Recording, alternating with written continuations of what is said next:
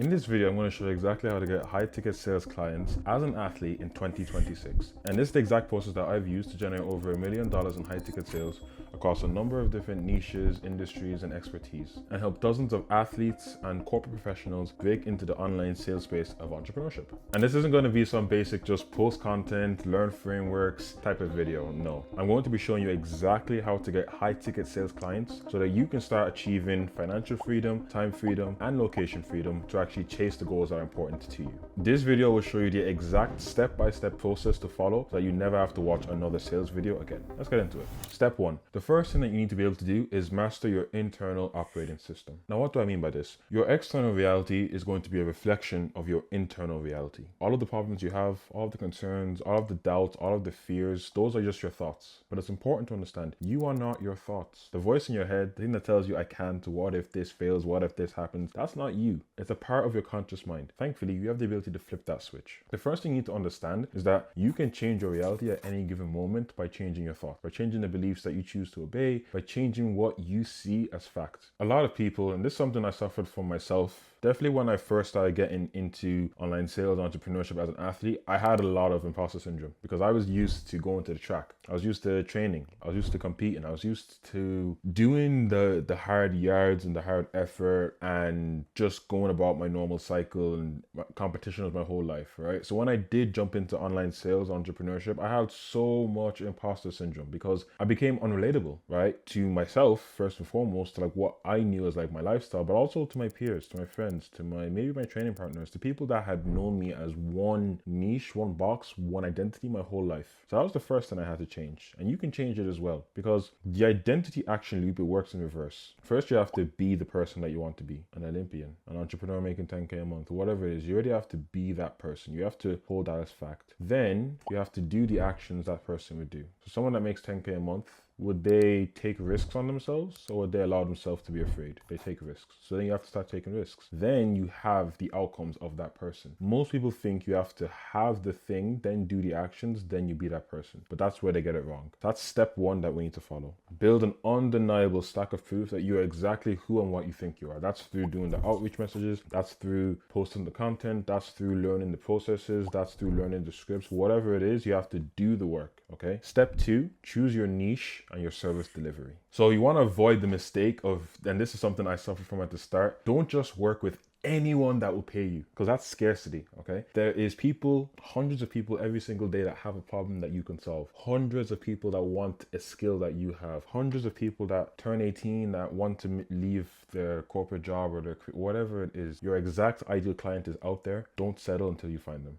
Pick a niche, pick a service, pick an industry in which you can get paid. So target maybe B2B people, target maybe B2B services, charging anywhere from $3,000 to $10,000 per ticket, monthly rates. Because that ensures that you can come in, you can get a commission, and that you will make money that will help you obviously achieve all of these goals. Time freedom, location freedom, financial freedom. Target high ticket coaches, consultants, or agency owners. Don't try and please everyone. Don't try and pitch everyone. Skills will transfer, but at the very beginning, pick one niche, get very specific, and maybe try and just stick with that, okay? Master that one industry, build up that leverage, build up your positioning, and then target that. So that's step 2. The next step that I'm about to share with you is probably one of the most disregarded, and yet it's one of the most important ones of them all. Okay, so step 3, build your lead generation machine. It's all well and good having a business, having the identity, having the skills. If you don't have a system that constantly brings you leads, you don't have a business. It's very hard to achieve everything else. So step 3, build your traffic system. So leverage your athlete background, the discipline, the resilience, your network, knowing how to do hard things, knowing how to double down when it's rough. You already have that mindset, bring that into this. So figure out what way you want to get leads first and foremost, whether it's through content, which I would recommend. I think content is just, it's a superpower in today's day and age, okay? So build your content pipeline, build your personal brand, your long form assets, your short form assets, whatever it is, it's going to attract your ideal audience. You want to build that up and you want to put yourself out there. There's the 4-7-11 rule, okay? People need 7 hours of your content to have consumed across 4 different platforms with 11 different touch points. That's how you actually build build enough trust with someone and they've seen enough of you to actually want to work with you. So keep that in mind as well. Number of different ways then you can start doing lead gen. You can do outreach depending on your niche. If it's B2B, you can network with people, hop on calls with people that you know, people that maybe are a little bit ahead of you or people that are in the position that you want to be. Make connections, shake hands, ask for referrals, DM people, outreach, make content that demonstrates your knowledge and your work ethic. But the most important thing is volume neglects luck. Volume over everything. You just have to do such high amounts of volume, break your threshold on what you think is tough, what you think is like enough. Just keep pushing the barrier, keep doing the inputs. The outputs will take care of themselves. Then you do a good service, you get referrals, you get upsells, and you keep it going. So that's step 3. By the way, if you want to implement everything that I've just mentioned in this video to actually land high ticket sales clients, but you don't want to have to go through it all by yourself, then click the first link in the description. You can book in a free call and I'll kind of walk you through the steps and the roadmap that you can follow. But here's what most people get wrong. They get all these leads, they get them interested, they get them built up, but they forget how to properly qualify and convert them. So that brings me on to the next step.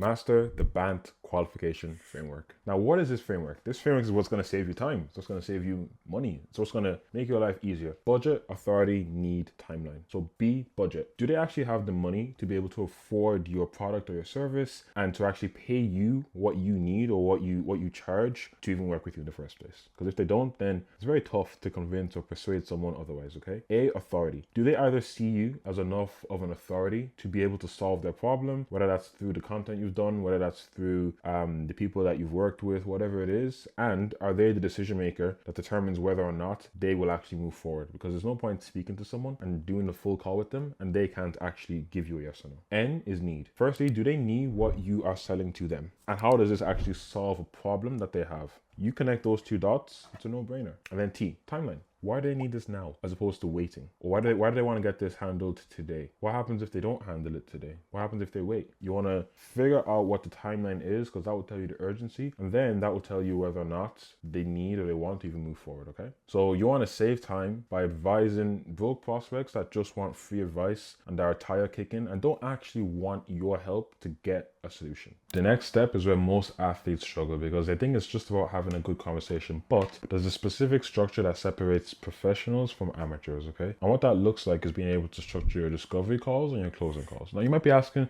what even is that? Relax, I got you. When you are having a call with someone, especially if it's a business call or a sales call, whatever it is, you need a process, you need a structured agenda. Otherwise it just becomes wishy-washy, okay? So the first thing you do is have an intro, build some rapport. And when I say build some rapport, I don't mean like a fake kind of conversation or anything like that, but you're interviewing them to see if they're a good fit to work with you. At the same time, they're interviewing you to see if they even want to work with you in the first place. So it goes both ways, right? You don't want to work with someone in which you can't actually get along with them and it's just transactional, because then there's no fun for either person, right? You want to make sure you're working with people, you're going to spend a lot of time with them, that you actually like them and you can actually help them, okay? So do your rapport, set your intro, let them know how the call's going to go. Once you've done that, move into your discovery. This is where the magic happens. Figure out what's the problem, why does it hurt, why do they need a solution, are you the person to help them, what would help look like, what would success look like, and what's held them back. If you don't understand those things, it's very hard to help somebody in the first place. Even if they say yes and you give them your solution, it might not be custom enough to them, it might not actually fix the problem they have. So discovery isn't just to ask questions for the sake of them, it's actually to uncover the entire reason why they are there on that call with you in the first place, okay? After you've done that, present your solution. If you can help them and you genuinely solve a problem, give it to them, push for the sale, ask them to move forward, then handle the objections. Because we don't always act in our own best interest. It's just how we are as humans, as people. We all know what we should be doing, could be doing, would probably help us, but we get in our own way because of fears, limitations, whatever it is. Handle the objections. If they've gone to that call and they've asked you to help them and they've told you their goals, it's your job to try and get them out of their own comfort zone, to push them towards what they actually want in a particular manner. You don't want to be overly pushy, you don't want to be overly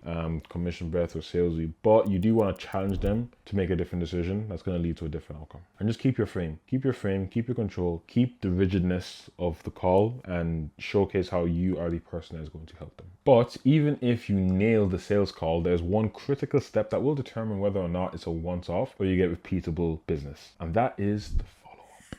A lot of people forget about the follow-up. They get told no once and they accept it. Oh my god, I failed. Oh, what a tough day. They spiral Failure is good. Chase no's, chase more rejections, because it means you're trying more, you're figuring something out, you're seeing what's not working, and then just fix it. There is no failure, right? It's just data, and we need data. Look at Meta, they sell your data. Why? Because it helps them improve, right? It's good. No's are good. Failure is good. It's feedback. But just because someone said no to you, it doesn't necessarily mean that they didn't want your solution. They might have just not wanted it there and then. They might have just not been able to do it at that time, at that moment, right? Doesn't mean they don't want to do it in general. It just means maybe you caught them at a bad time. Maybe they were rushing outside the house. Maybe they had a ton of bills that were coming out, okay? So follow up with them, please. Say it in a different manner. Check in with them. Ask them again. If you genuinely believe in what you sell or what you do or what you offer and they genuinely need it, follow up. There's no harm in that. Worst thing they'll say is no. Okay, cool. Try again. Try again. Try again. Help someone else's life.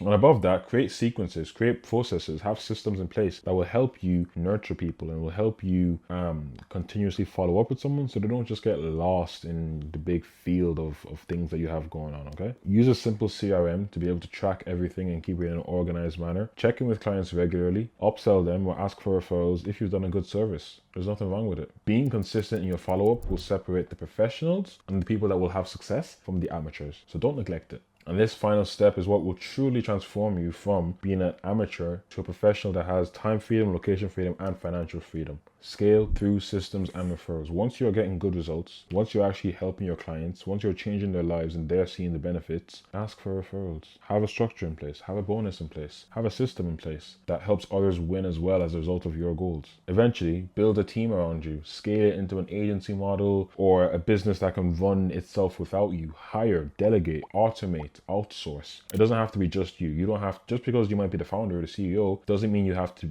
have a full grasp on every single little detail, because you want to start focusing on the higher leverage tasks, the things that push the needle forward the most, the big needle movers, the revenue generating activities, the money making activities, and also obviously having time to reap the rewards of your labor. You don't want to get stuck in the business. You want to be able to work on the business. So raise your rates, be more selective with who you actually work with, charge what you know that you are actually worth, because that also denotes value. When you charge a high price, it tells people that you're not afraid. You know what you can do, you know what you can offer, and therefore you're going to charge accordingly.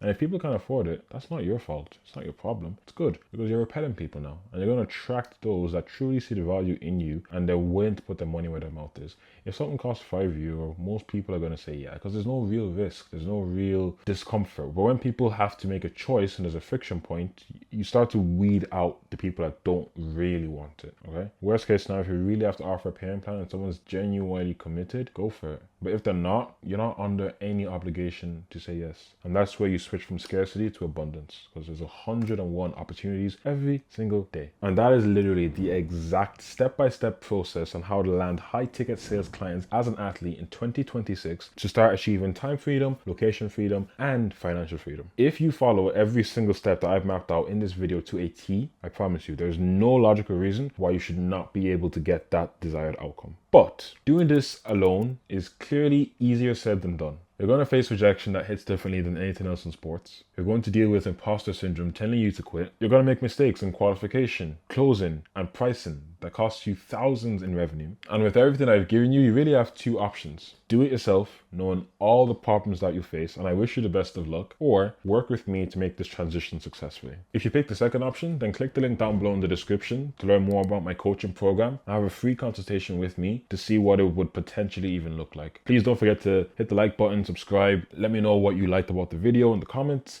and I'll see you in the next one.